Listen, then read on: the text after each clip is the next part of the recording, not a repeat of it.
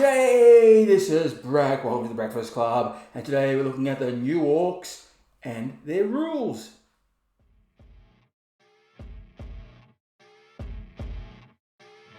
It's the Breakfast Club.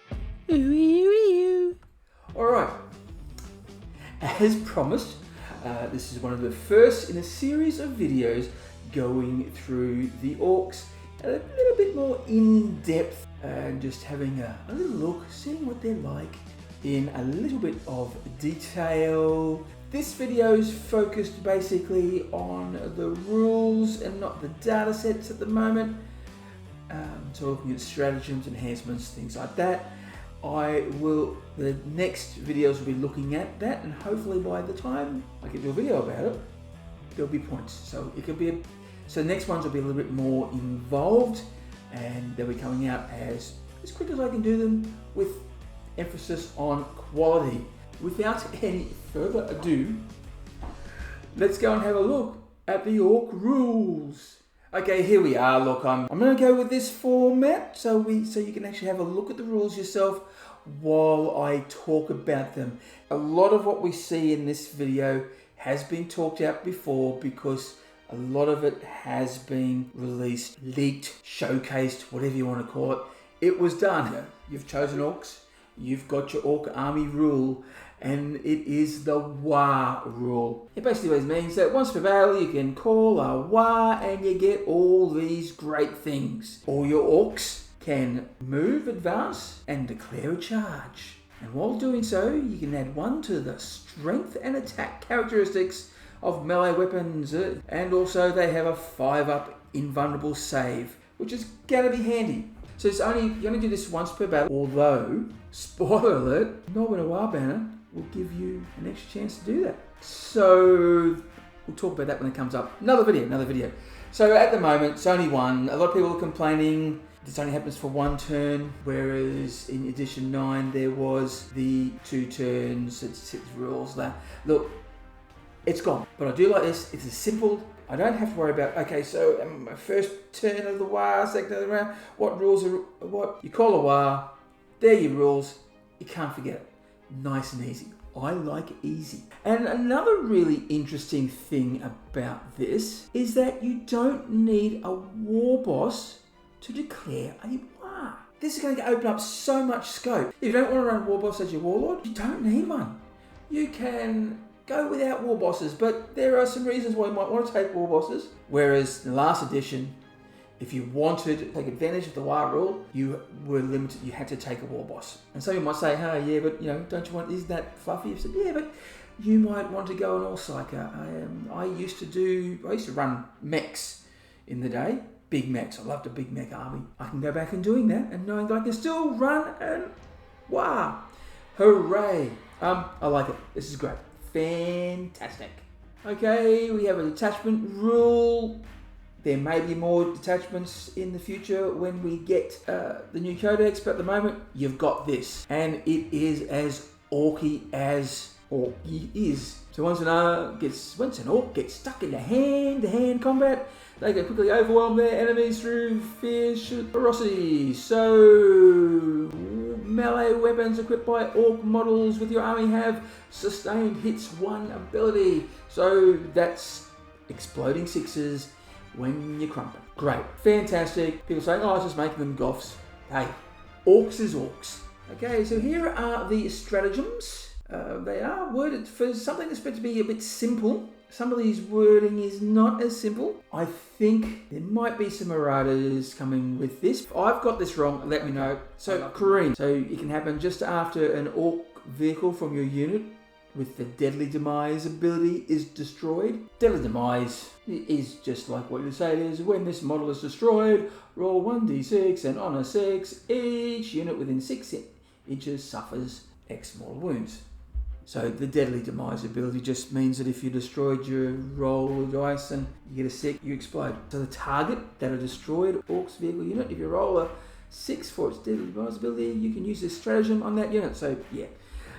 even though it was destroyed. You can make a normal fallback move before its deadly demise ability is resolved and before any embarked units perform an emergency disembarkation. And when making this move, your unit move over enemy units excluding monsters and vehicles. So it's very similar to the Korean, it's just, wow, I see it, it's a slightly different way of wording it. You can move the truck or the vehicle, whatever has exploded, out for your benefit. So if you can fall back, which means that the guys can get out, fall back away from units, and so it enhances the chance of getting your models disembarking. Just makes it easier. Give more space to run out. Or if you've been shot by something, it can move a closer enemy, and so you can blow up and give them all the nastiness that can happen with the deadly demise ability. Okay, next up, Orcs is never beaten. You do it in the fight phase just after an enemy unit has selected its targets. One Orcs unit from your army that was selected as the target of one or more of the attacking unit's attacks. Until the end of the phase, each time a model in your unit is destroyed, that model has not fought this phase. Do not remove it from play. The destroyed model can fight after attacking model units has finished making attacks, and that is removed from play. So look, it's expensive, and I think it's expensive for what it is, because there's going to be a lot of chess maneuvering around with this. It's going to force your opponent to think. It might not be as good as it makes up. And 2 CP, yeah, you might not use it. I don't know. I'm going to have to wait and see how it goes on the table before I can really talk about it. It's messy and confusing. Unbridled Carnage. I love the names of these things. So one Orc from your Orc army that has not been selected to fight this phase. Till the end of the phase, each time an Orc model in unit makes a melee attack, an unmodified hit roll of 5 up scores a critical hit. Nothing wrong with that. Nothing wrong with that indeed. And of course, being a critical hit just means that it hits regardless, so don't have to worry about modifiers, or the effects of modifiers. Hit you on 5, it hits you. Okay, Hard as Nails. This is your opponent's shooting phase, or the fight phase, just after an enemy unit has been selected as targets. One of the Orcs unit that was selected as a target as one or more of the attacking unit's attacks, and the effect is, until the end of the phase, each time an attack targets your unit, subtract 1 from the wound roll. Makes it a little bit more tough, so that's good. That's good. So if they're wounding on 2s, they're going to need a 3. That's going to help you a little bit, but you can't put it on a vehicle or a Gretchen. I will get a lot out of this. I think this is really good. You want to try and keep some of your units a little bit longer, give them a bit more durability, especially with all the other synergies out there with, of course, we've got quite a lot of Invulnerables and Filmo Pains out there, which is going to be really good. Reasonably durable, so this just makes it a little bit more durable. We can actually get there to do the crumping. I'm liking it. I'm loving it. Mob Rule. In your command phase, one mob unit of your army that contains 10 or more models is not below half strength, and is not below half strength. So until the end of the phase, friendly Orcs unit within 6 inches of that mob unit can still be selected as the target of your stratagems, even if it is Battle Shock. Excellent. You've got a Battle Shock unit there. You can sort of boost it up with one of these little buggers. And here we go. Even lumbering Orcs can put on a surprising turn of speed when the promise of a good face-to-face fight is under offering. Once a horde of Orcs get a sight of the foe, nothing can stop them. So you do this in your movement phase. One Orc infantry from your army. And you can, at the end of the turn, add 2 to advance and charge rolls. So, great for when you call the war. Really good to get that nice, big, strong unit in close. The one that you really want to take something out, you can do it. I love it. It's as Orc-ish fun. I will be using it a lot. I can see it being used so much. So, here we are at the Orc enhancements. Now, there's 4 here. You can give enhancements to any characters, but only 3 per army, and no more than 1 per unit. So you can't give the unit more than 1. That's a better way of saying it, isn't it? G'day, it's Brack here from the future. So I recorded most of this yesterday, then the points have dropped. So there are points for enhancements. So I'll probably just pop in from time to time and add a little bit points in. So it's going to get a little It's going to get a little choppy, but fun. Hopefully, it'll be fun. The interesting ones. I'm a bit unsure which of the three they'll be taking at the moment. I think it really depends. It's going to be very situational depending on what you've got with all the other things. But yeah, follow me, lads. Orcs model only. While the bearer is leading a unit, add 2 to the move characteristics in that unit.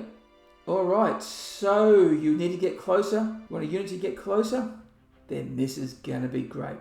This is really, really good because these things stack. So you can add this to the here we go stratagem, and you've got more movement to move. So what's that, 4 inches? And at 25 points, I think this is one worth taking. This is Orcs model only. It's not limited to infantry, which is, so you might want to do that. So if you're getting upset because they can't go here we go on bikes or things like that, then you can use Follow Me Lads. But it needs to be on a character. So, yeah. And I'm thinking you can have a character, war boss on try, can go with bikers, knob and smashers, squigs can go with, get your knobs in, get your smashers, squig, your squig hog boys in, closer. There are a few options that you can use. Cunning but brutal, the Orcs model only. While the bearer is leading a unit, that unit is eligible to shoot and declare a charge in the turn it fell back. So great for some of those heavy hittings. And I'm thinking Knob and Smasher Squig at the moment, or some of the other big hitty boys could work with Mega Knobs if you want to keep them going a bit more, because I can see Mega Knobs and War Bosses being a really good combination. This only costs you 15 points, so this is a steal for what is Head Whoppers Kill Chopper. It's melee weapon, so any Orc model has a melee weapon that the bearer does not have the extra attacks ability to. So you can't put it on your attack squig. It'd be fun to have, if you've got a huge chopper, it gets devastating wounds. An ability which forces mortal wounds for 20 points. Yeah, I think I'll take it. And the Super Cyborg Body. Yeah, so the Orcs model only, the bearer has Vilmat Bane, 4+ abilities, so that's going to make that last a little bit longer. Hooray! And all for 15 points. That's a steal. Okay, well, there you have it. Yeah, that's a little bit of a quicker one than usual. That's going over the rules. Look, overall, I think they're good. Everything's orky. It goes with the fluff. Okay, people are saying there's no clans anymore, so that's not lore-ish, but an orc is an orc is an orc. But yeah, I think they're really, so far, they want orcs to get in there and corrupt. So you've got to get there, and a lot of the rules that we've seen so far is going to allow us to do that, which is fantastic. I think that is really, really good, and I am so excited. So next video, I'm going to be talking about epic characters. So how are you feeling about the rules so far? Are you liking it? Are you hating it? What do you plan to do with these? Comment below. Let's have a conversation. But in the meantime, if you are going crumping, remember to bash early, bash often. Wah! Thanks for watching. I hope you enjoyed this video. If you did, please remember to like, subscribe and share, and also press that notification bell so you get to see more of my videos. If you want to get social with Brack, well then, down in the link below, there are all those wonderful platforms that I'm on, and there's even a few where you can donate to, like Patreon and Buy Me a Coffee. Once again, thanks for watching, and catch you later.